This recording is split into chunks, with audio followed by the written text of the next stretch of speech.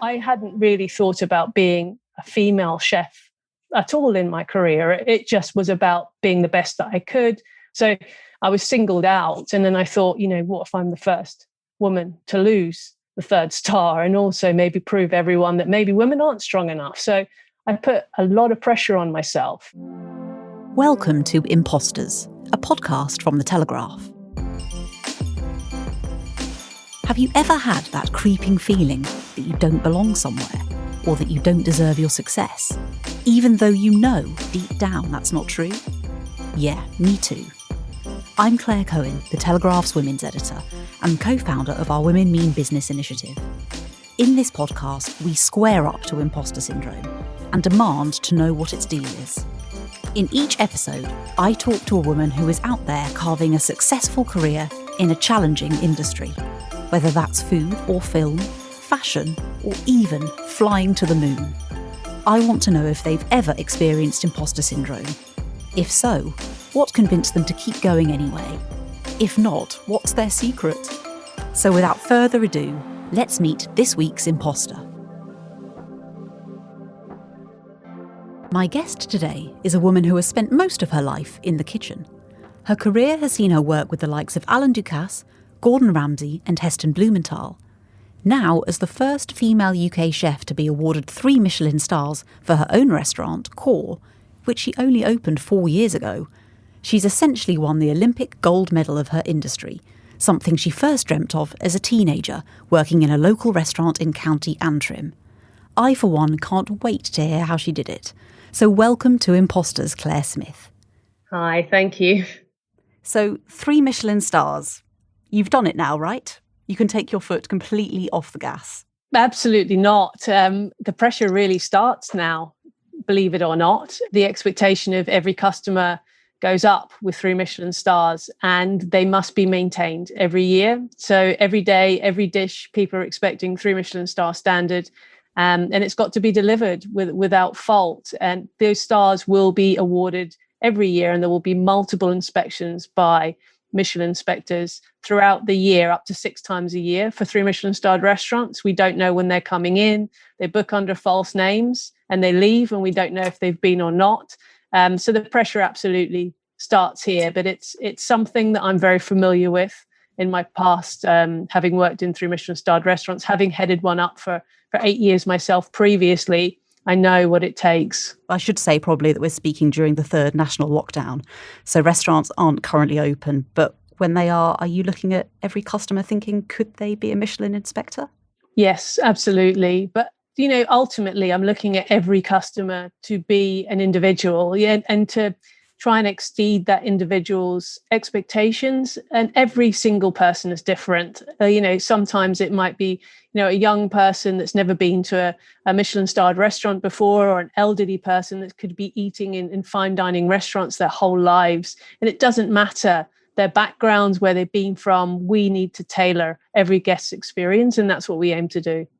So we were in lockdown when you were awarded your 3rd star in January 2021. What was that like? Presumably there wasn't a big ceremony as per usual. Yeah, I mean, it was strange. To be honest, it's kind of like it was a dream for me to win 3 stars. And I always imagined that if we did achieve that level, we would have a massive party. And of course, we just didn't. We had pizza, a glass of champagne, and then we were in bed before midnight. So I was lucky. I had a couple of my team members working with me because we're doing a core at home delivery service, but the rest of the team were on Zoom call. And we just have to sit and wait patiently before we can celebrate or actually get back to cooking, because our customers, they've been with us and so loyal with our regulars. I know they're desperate to celebrate with us as well. I feel really sad that you only had 1 glass of champagne. Yeah, the many more will come. But So let's rewind a bit to the teenage Clare Smyth, who grew up in Northern Ireland. And I mean, your background is frequently described as humble in interviews. And then at 16, you leave home. What led to that decision? I just was so focused on being a chef, and I wanted to be a chef at very top level. I wanted to work in London because I knew that's where all the best restaurants were. And there was very little in Northern Ireland at that time, and still now. It's still a not very many fine dining restaurants. So I was quite headstrong when I was young. And I guess most teenagers are, and a bit naive sometimes as well to the world. So very headstrong me went and found myself an apprenticeship and a college course that I wanted to be in, which was in Portsmouth, and just got to work really. Being a chef, being British, and particularly, I think it's quite an interesting you say about that humble background. I'm the fourth British chef to win 3 Michelin stars. And it's very unlike France, where they grew up with a culture of food and fine dining. We don't in the UK. And typically, the British chefs have won 3 Michelin stars just come from very humble backgrounds and didn't grow up with dining in fine dining restaurants. We do it more through hard work. It's a very different thing. So I was particularly proud as a British chef to win 3 Michelin stars, knowing that we don't have that part of our culture or our families. We didn't grow up with it. A lot of French families, their parents owned restaurants, their grandparents owned restaurants. We don't grow up with that in Britain in the same way. You mentioned that you felt perhaps a touch naive, being so headstrong and having that self-belief at that young age. How did that naivety play out?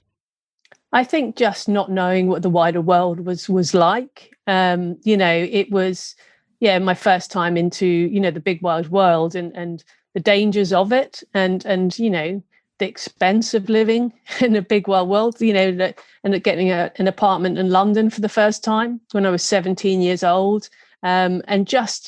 I guess I was lucky, always had good people around me. I always had good bosses. But when I look back on it now, I do think at 16 years old was very young to leave home. And I do think now, wow, when I see 16-year-old kids, I think, they are very young. But I was just so determined and headstrong to do it. What did your parents make of it? They were concerned, obviously. I think they were more worldly than me at 16 years old. And they wanted me to go home. But, I was such a headstrong kid and I had already got myself into a college and apprenticeship. I went on holiday to see my friends. And whilst I was on holiday in England, I went to visit a college and got my apprenticeship and then called them and said, actually, I'm going to stay. I've got an apprenticeship and I've also got a job. So I got myself a job as well, which wasn't me staying really. That's pretty bold. And to have that much self-belief as a 16-year-old, I think, where do you think that came from?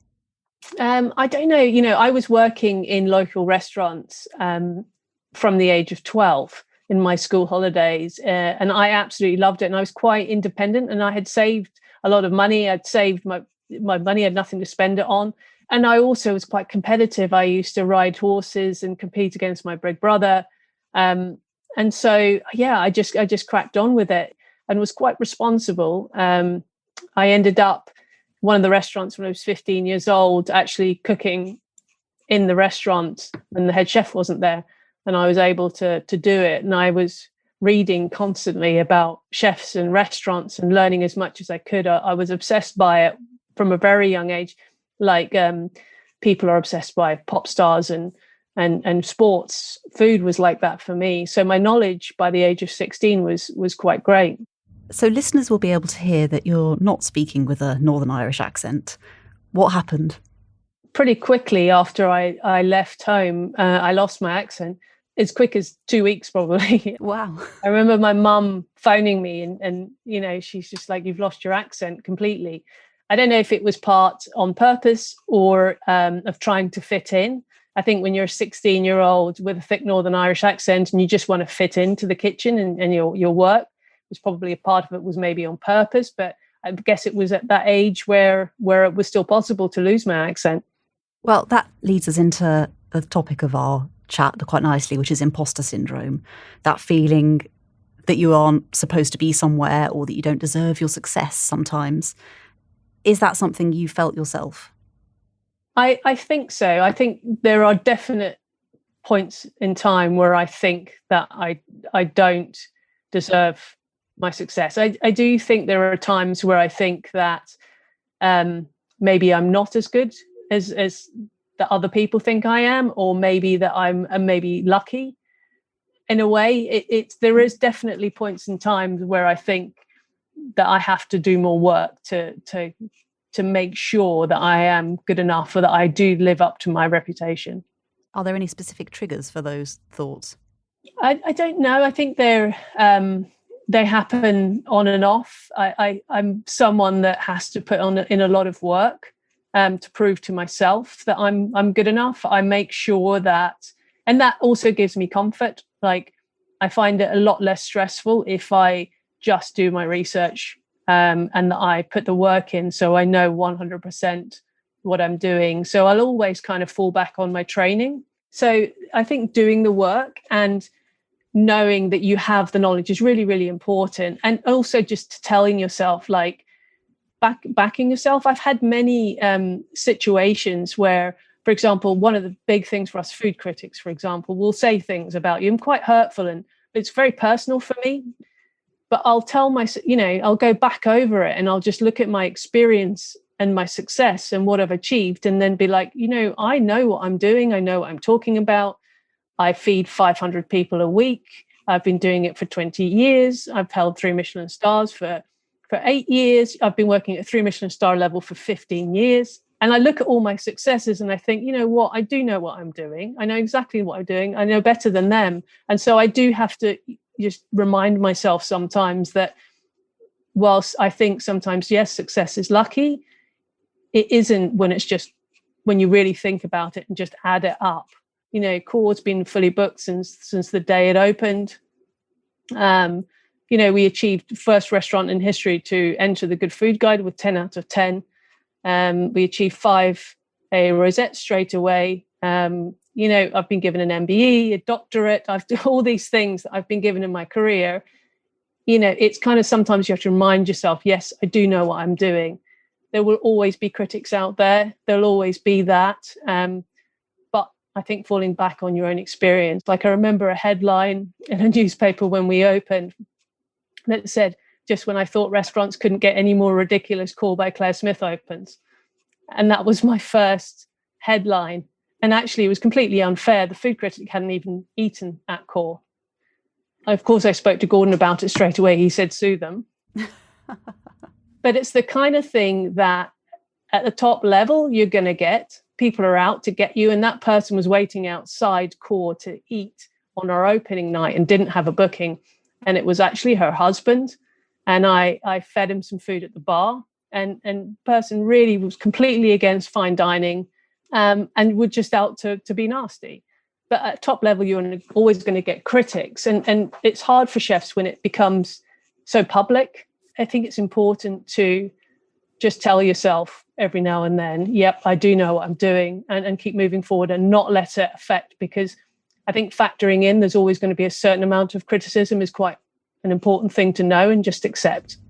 You clearly ruminate on these reviews, though, or remember exactly what people have written about you. Are you ever tempted not to read them? No, I think it's important to read them. I remember every single word. I can tell you that sometimes for days, it really knocks me. But I think it's also part of my driving force. It's all important. Sometimes there may be things in it that are negative that you don't want to hear, that's correct. So I think it's important to read everything. But I've had criticism, for example, like somebody doesn't like our signature dish, the potato and roe. Just doesn't like it, thinks it's ridiculous. But I'll have sold 10,000 of them and everyone absolutely loves it. Now, it's not my signature dish because I say it is. It's because of the popularity of our customers and guests. So it's like you've got to weigh it up. I guess it's like if you took a view of if you were selling cars and you looked at your customer reviews, you would want 99.9%, wouldn't you? You wouldn't listen to the 1.01%. So I try to look at it like that in business terms. And obviously, if that percentage is higher, really look at it. But you're never going to please absolutely everyone. But the negative will always weigh much harder on you than positives. Now, you mentioned Gordon Ramsay before, and the list of male chefs who you've worked under is impressive. I didn't touch on half of them in my intro. Do you ever flinch and sort of feel tired of your career being defined by the men you've worked under? Not really. I learned a great deal for them. I feel I owe them a lot. I loved every day that I spent in their kitchens. And I think that there's a respect thing there, that if someone's taught you a lot, then you go on to be a success. And I know they're incredibly proud of what I've achieved. And that thing about the pupil always surpassing the master, I don't know if that's going to happen yet, but I think that they're proud that I've taken what they've taught me and carried it on. And I think that's an important legacy of what the restaurants they've built. Yeah, I have a big respect for the hospitality community in that way, and how we must always train the next generation. It's really important. So you started work for Gordon Ramsay in 2002, and you were still very young, although you had already worked in a number of influential kitchens by that point. But what's that like, walking into the kitchen of a chef like that who's got a fearsome reputation, and you're a young female chef, presumably outnumbered in that kitchen? Yeah, I mean, it was a kitchen that was absolutely on fire at that time. It was the sounds and the smells and the food was incredible. The pace, the energy, the determination of the team, everyone wanted to work there. It was just the place to work. And it was like the SAS of kitchens. And I knew that if I was going to make it, or I would give myself a very good chance if I could handle it working in that kitchen. Quite often very rarely would there ever be another female in that team. Women did come, but they left pretty quickly, most of them. And when they said that women wouldn't last, it was generally because they just didn't. But it was, I loved it. And I got a huge buzz out of it. It didn't take me very long to prove myself with the team and get accepted by them. And it was a fantastic place to work. Obviously, it was military, but, Gordon was always fair, and he always looked after me and gave me great advice from a young age, and was a fantastic mentor. I mean, how do you actually go about proving yourself in that situation? I think being in the kitchen is very evident if you're going to make it or not. Your skills are your skills, so you can see it straight away if a chef's good enough and they're up to speed. So generally, I would always prove myself within a week. It's funny saying that, but almost every top level kitchen that I walked into, they said that. I mean, in my job interviews, people would say, what's your ambition? I would say, well, I want to be a chef at a very top level. And one of them, I remember at 17, said to me, well, that's probably not going to happen. But if you work for me, you might do okay, but I'm going to put you on the pastry section because that's probably where you learn the most, because you're going to leave anyway. And that was my job interview at 17 years old. So, I mean, I didn't go to work for that person, but, that was a one Michelin starred chef. But, I chose to go to work at Bendon, which was another fantastic restaurant. But I was aware at that time, there was 2 more Michelin stars that could be earned, and that he wasn't as good as he thought he was. And I did think to myself, one day I will have your job, or I will be better than you, from 17 years old. So in a way, the negative comments like that did drive me. I don't think that anyone should ever say that to a young person. I think that's an awful thing to say. But it did drive me. I could see that it would affect people in the wrong way also. You've said before that there was a lot of testosterone in the kitchens at that time, and it sounds like from what you're describing that was absolutely the case in job interviews and actually at the coalface. I mean, how did you deal with that? Did you feel like you had to act like one of the lads when you were at work? I never really felt I had to necessarily act like one of the lads, but I think maybe when I took over, my management style was more like aggressive, in terms of that's just what I grew up with, and it took me years to come out of that and really feel like I was good enough to run and manage a kitchen in my own way. I'm quite shy, naturally. Actually, it was Gordon that helped bring that out of me. But kitchens were always like that. It was very military, and that's just the environment that we grew up in, and everybody behaved the same. And it wasn't really until I'd say I grew up a little bit, and I realized that I could change things and I could do things differently and I could be myself.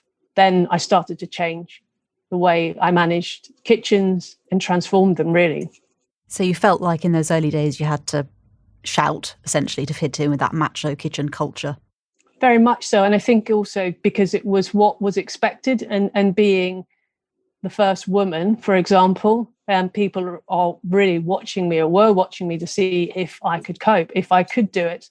But I think that today things have changed, thankfully, a lot. And kitchens are very different places now than they were. You don't shout in your kitchen these days? No, I don't at all. And yeah, we have quite a quiet, and I think you'll find that most kitchens now are very, very different to 10, 15 years ago. Do you think gender parity is a reality in the kitchen, or do you think it's going to take a long time for that to come? I think it's a reality, actually. And I think it's something we should aim for, because our industry needs to move forward. It is moving forward, but it still needs to continue to move forward. And that's not just for women, but for men also. It's not conducive to family life. And I do think that, and it's not just for women, it's for men also. Women, it's working the long hours, the late nights, but men shouldn't have to either. We've got to move our industry forward to be more professional and come in line with other industries. Do you know any male chefs who have taken paternity leave? No, actually, I don't. I don't. And it's a very demanding profession. And I do think that, we need to keep evolving it and have a good target to think, yes, it is possible. So in 2005, you left Gordon Ramsay briefly and went to work with Duchess. And in that same year, Gordon famously said, "Women can't cook to save their lives," in an interview. Was that just coincidence that he said that in the same year you left his kitchen? Yeah, probably. Gordon, as you know, is one for grabbing a headline, and often says controversial things for fun. Having Gordon has been people don't know it, but he's been the biggest and kindest mentor to me all the way through from since the beginning. I mean, Gordon was my biggest supporter. He would take me outside and give me pep talks, telling me he was going to teach me how to run the kitchen, and saying, Margaret Thatcher was a young woman one day also, and she was quite shy, but then she led the country. And so, he would say things like that, but absolutely it's not the way that he thinks or behaves. And ultimately, the first woman in Britain to run a 3 Michelin star restaurant came through his kitchen. He's incredibly fair and is actually a great leader. And that's why people work for him for so many years. So you became head chef at his restaurant, and you were then the gatekeeper of his 3 Michelin stars. What did that feel like? Were you petrified of losing one? Yeah, it was huge amount of pressure. I remember the media surrounding that was massive when that broke. And I remember Gordon coming into the kitchen and saying to me, "God, what have you done today? You've had more press than the Prime Minister." And actually, the Sun newspaper turned up to my parents' house, and just things happened that I just wasn't aware of at all. And it put so much pressure on me. Now, I hadn't really thought about being a female chef at all in my career. It just was about being the best that I could. So I was singled out. And then I thought, what if I'm the first woman to lose the 3rd star, and also maybe prove everyone that maybe women aren't strong enough? So I put a lot of pressure on myself, and it was unnecessary pressure, because the eyes of the world were on me. And Restaurant Gordon Ramsay was one of the most famous restaurants in the world. So in 2017, you opened your eponymous restaurant in London's Notting Hill, Core by Clare Smyth.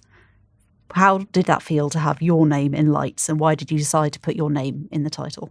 It was really, core was meaning heart. In many languages, it translates to heart and the seed and the center of something. And so it was my heart and soul, and backing myself to open a restaurant with my own ideas of what a modern day fine dining restaurant would be, and challenging some of the other things that people weren't liking about fine dining anymore in Britain. It was a huge risk also because of my reputation. I was considered a 3 Michelin starred chef already. I had a great reputation of running of the best restaurants in the world. And now I was taking a huge leap of faith to back myself, really, and start off with a completely a new concept.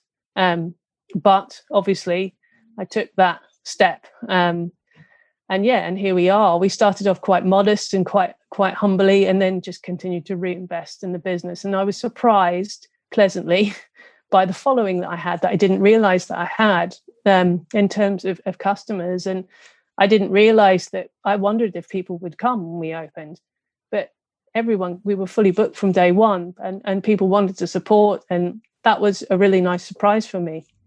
Was putting your name in lights, Core by Clare Smyth, part of backing yourself? Yes. Yeah, I think so. I do remember Gordon saying to me once that he could change the name of his restaurant and put mine on it if I wanted, but I thought, why would I do that? He's a pretty big draw. But yes, putting my name on the door, backing myself, was that step. I really wanted to do. It was the last challenge for me, not the last one, but certainly the biggest one, to say, yeah, I'm actually going to do this in my own name now. How nerve-wracking is that, to make that switch from apprentice to master?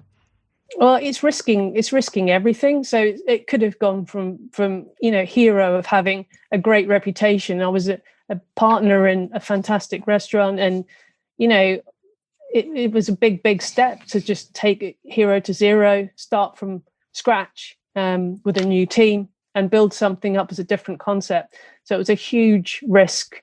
So in 2018, you catered the wedding of the Duke and Duchess of Sussex. Good wedding food, you remember, right? It makes or breaks the day, or certainly for somebody as greedy as me. And theirs was arguably the most talked about wedding in recent memory. How do you cope with that sort of pressure? Again, a big day for us. The team at Core were just loving it. And they were, it was a huge event that we felt all very privileged to be a part of. They're lovely, they're both really lovely people, but it's huge amounts of pressure to deliver something like that. And also just in the timings. It had to run like a military precision, as everything on the day had to, because there were so many people involved in it. But it's something that the team, I will certainly remember for our whole lives. And I think everyone remembers that day as being a fairy tale day. And it was like a fairy tale. The weather was perfect. When the country comes together, and you could hear everyone cheering in Windsor. And it was just such a nice thing to be a part of. Was the food perfect? Were you happy with what you served? Pretty happy with it, I think. Yeah. It was well practiced and well rehearsed to get to that day. I think you can compare those kind of things to Formula One pit lanes. They absolutely need to run 100%. If it goes wrong, it goes very wrong.